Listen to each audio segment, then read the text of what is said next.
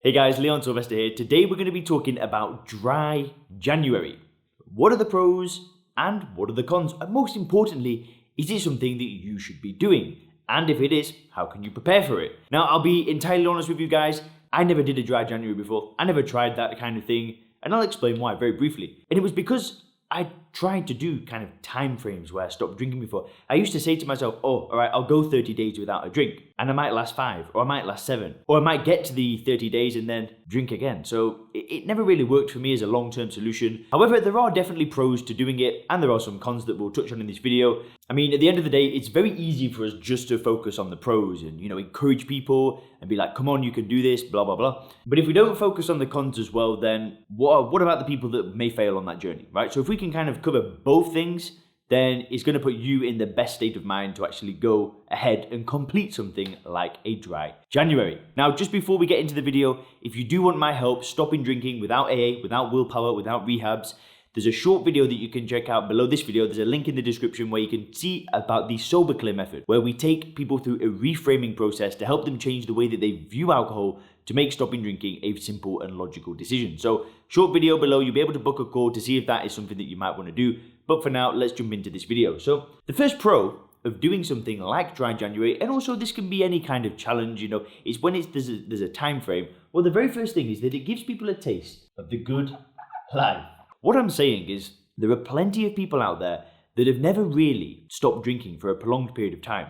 I work with people that have drank for 5-10 years every single day. Or, they've not had a 2-week period of not drinking alcohol for 10-20 years, right? So when people go and actually commit to doing something like a dry January, and they actually go the full dry January, or even if they only manage 2 weeks, it actually gives them a taste of the good life. It gives them a taste of having the good energy, having the good confidence, waking up early again, being there for their children, their wives, their husbands.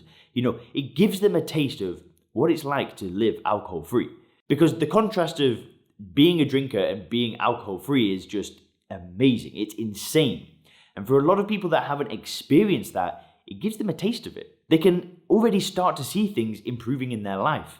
That might mean that their kids are just happy to see them again. It might mean that they get a few additional clients when they're at work. Maybe maybe they're just a little bit more consistent in the gym again. It gives them a taste of the good things that come from being a non-drinker, which I think is a fantastic, fantastic thing. And doing something like dry January could give you that. It could give you a taste of the good life. And if you want to continue, then you could continue. If you want to find another solution to actually solving the problem as a more long-term thing, then it gives you the options to go ahead and do something like that. So that is one of the best things about dry January.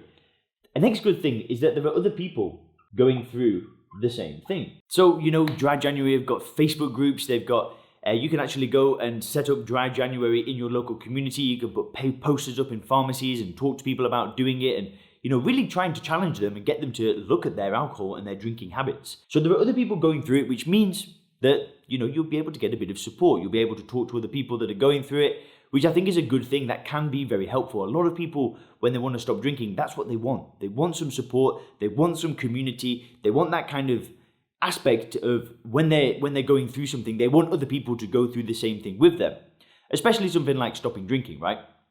But that can be the same in any area of life.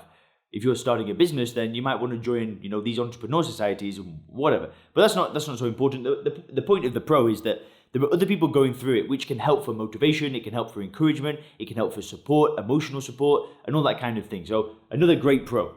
Another great pro that dry January brings is huge awareness. Like I said, it gives people a taste of the good life. And like I said before, a lot of people have never really questioned their drinking habits. They kind of just go through life drinking for years and they never really actually realize that they're drinking a drug. It's just a part of life. It's just how they relax. It's just how they relieve stress. It's just how they do things. Alcohol's just been there for such a long time. And something like dry January is bringing tons of awareness to so many people's drinking habits. Now, especially because this comes straight after Christmas where people, I'm sure alcohol consumption increases in vast amounts during Christmas, and kind of January comes, new year, new me, all that stuff. Well, you may be walking around and then see a poster of dry January, and it might just give you that strike where you're like, yeah, maybe I could do that, maybe. And it starts to get you to question things. You start to think, well, is there something wrong with my drinking? Maybe I am drinking too much. Maybe it's not actually serving me the way that I think. So it can really start this long transformative process of being a non-drinker. And it, some of you people may be thinking of doing Dry January, landed on this channel, you're going to go and watch a bunch of other videos that are going to help you on the journey to not drink, right? So this could be it's like a great catalyst for change. It can be something that just spurs people on. It gives them that first push that they really, really want. It gives them that reason to do something. And the final big pro that I think Dry January has is it gives you an excuse. So a lot of people really struggle with this. They struggle with having an excuse when they go to bars, when they go to restaurants, when they see their friends, right? I personally couldn't care less because it's not me that has to explain myself to them. They're drinking the poison, I'm not. It's like most people think that when they stop drinking, they're doing the abnormal thing by not drinking poison, right? The reality is it's the complete opposite way around. It's the drinkers that are doing the abnormal activity, right? They're drinking a poison and think that it's normal. A lot of people do struggle with this, right? Because I've gone through the reframing process that I talk about on the channel, I just don't look at those people and think like, oh, I wish I could be like them, right? But the point of the matter is that Dry January gives you an excuse. So those people that come up to you and they say, oh, do you want to drink? I just be like, no, I don't drink. Whereas other people that at the beginning, they might feel a bit more uncomfortable. So they can say, do you know what? I don't really want to drink today. I'm doing Dry January. So it gives them an excuse for the people around them, which is a good thing, right? For some people, that's what they need. They need an excuse. So that can be another huge pro to Dry January. Now let's have a look at the cons of doing something like Dry January because, there's not a one-size-fits-all approach for every single person out there. So the first con that I want is the frame of mind. So when you're trying to stop or reduce drinking, frame of mind is everything. And I'm not sure that Dry January can get you into that frame of mind where you are very certain about being a non-drinker because it's a period of time where you're not going to drink, right? Which is cool. For a lot of people out there, that is totally cool. They will stop drinking and then maybe go on to reduce their drinking afterwards. But for me, I had tried these time periods where I didn't drink for, and it just was never a long-term solution. In fact, by the end of the whatever time period that I promised them I wouldn't drink for, if I ever got to the end of those time periods, well, guess what would happen at the end of them? I would go and get completely smashed. Now, the reason why is because during that whole time of not drinking, I really thought that I'd given something up. I thought that I'd taken something away that was something that I genuinely enjoyed. If you look at alcohol and you think you're taking something away from your life, right, you're going to want to put it back there. But when you realize that there's actually nothing to give up in the first place, alcohol is just, it is what it is, right? It's not something that adds value to your life. When you can see it for what it is, when you can see it as the poison that I always say on this channel, then your frame of mind is different, right? You don't look at how I'm going to stop drinking for the next 30, 60, 90 days. You just stop, right? It's just like that.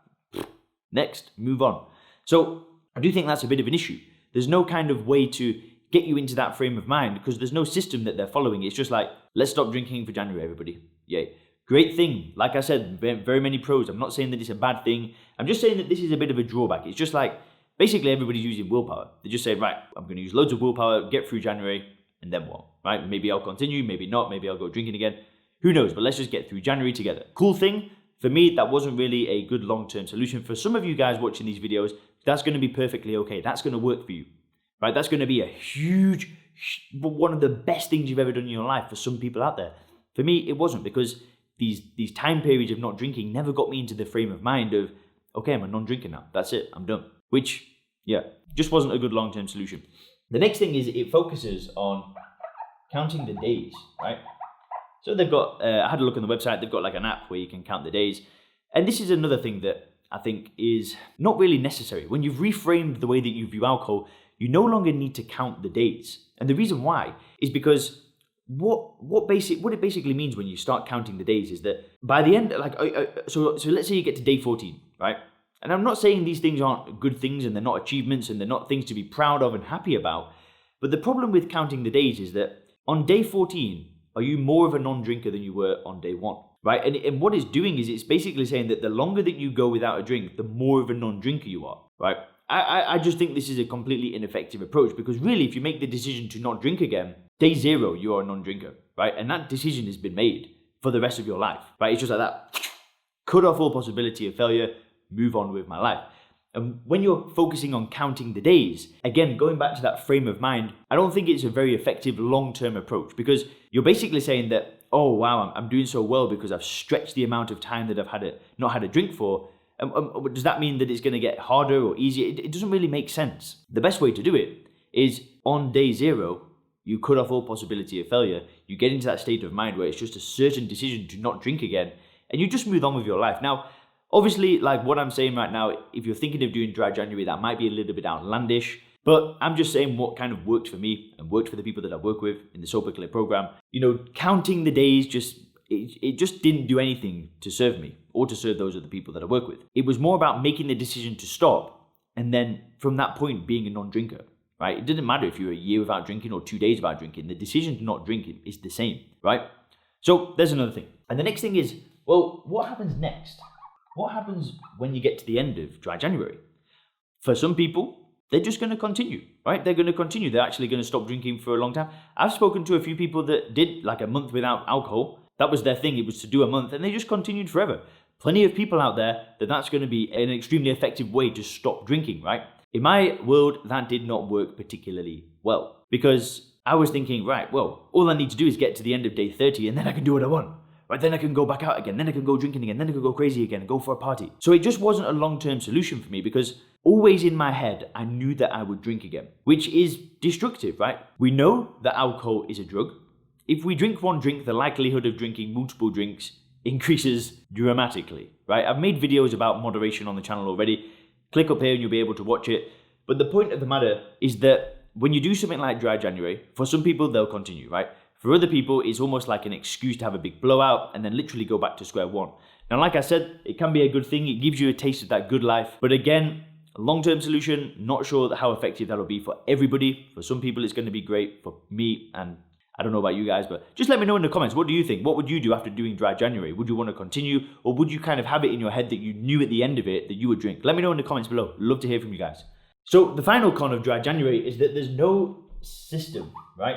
There's no system for people to follow. There's no reframing process that happens. There are other quit drinking programs out there that do help you go through that reframing process, right? There are other things out there that kind of get you to look at alcohol in a new way, but with something like dry January, it's not really there, right? It's more about willpower. It's more about gritting through it, getting through this difficult time, this challenging time, this hard time. And that frame of mind, it just didn't work for me, right? And a lot of the people I know that I speak to, and a lot of the people that are watching these videos, probably might not work for you either. Maybe it will. I'm not saying don't try it. I'm not saying that these things are ineffective. But if you've tried it a million times already and it's not worked, then, I'm not saying don't try it. I'm not telling you what to do by all means. But there is no system, right? So a great alternative to doing something like dry January is to use January as a great time to actually get sober, right? Use it. Use that as a milestone to kick things off.